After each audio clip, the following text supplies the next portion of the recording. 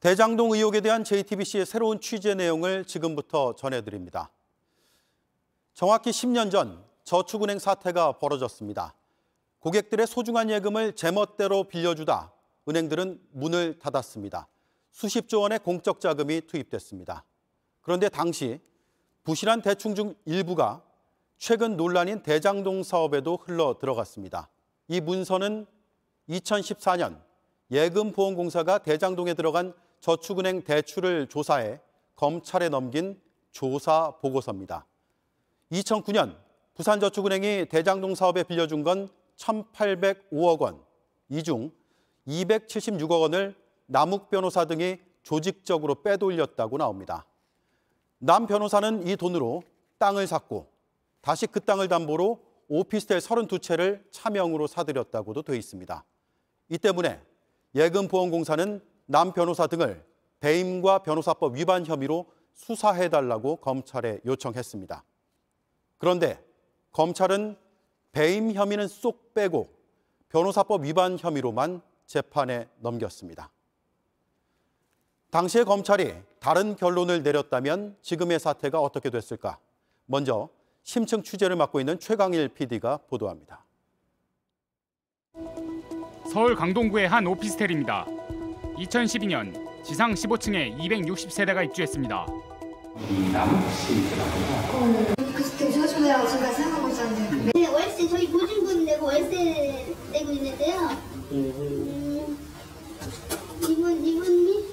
취재진이 오피스텔들의 등기부 등본을 모두 확인해봤습니다. 대장동 개발 사업으로 논란이 되고 있는 남욱 변호사가 11채를 소유하고 있습니다. 남 변호사가 이 오피스텔을 사들인 건 2012년 2월. 부실 대출로 저축은행들이 잇따라 문을 닫고 관계자들에 대한 수사가 한창일 때입니다.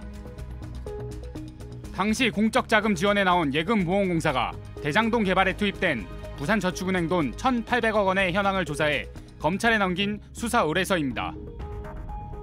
1,500억 원가량은 대장동 땅을 매입하는 데 쓰였습니다. 하지만 나머지 300억 원가량은 남 변호사 등 대장동 개발자들이 횡령과 배임 등으로 빼돌린 것으로 보고 있습니다. 남 변호사가 사들인 강동구 오피스텔도 마찬가지입니다.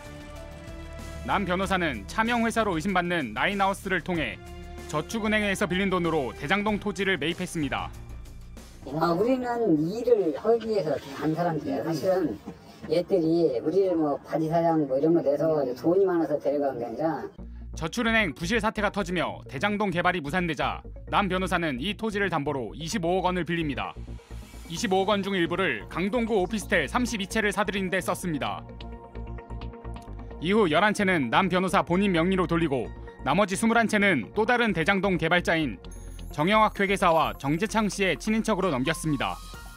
이후 남 변호사 등은 해당 사무실을 위례 개발 사무실로도 사용한 것으로 파악됐습니다. 예금보험공사는 남 변호사가 32억가량의 업무상 배임, 13억 원가량의 변호사법 위반 혐의가 있다고 보고 검찰에 수사 의뢰했습니다. 하지만 검찰은 변호사법 위반으로만 기소했고 30억 원이 넘는 배임 혐의는 배제했습니다. 금액도 한 32억 원으로 특경가법이 적용될 사안인데요. 그런데도 검찰에서 면밀히 수사하지 않은 점은 좀 의아합니다. JTBC 최강일입니다.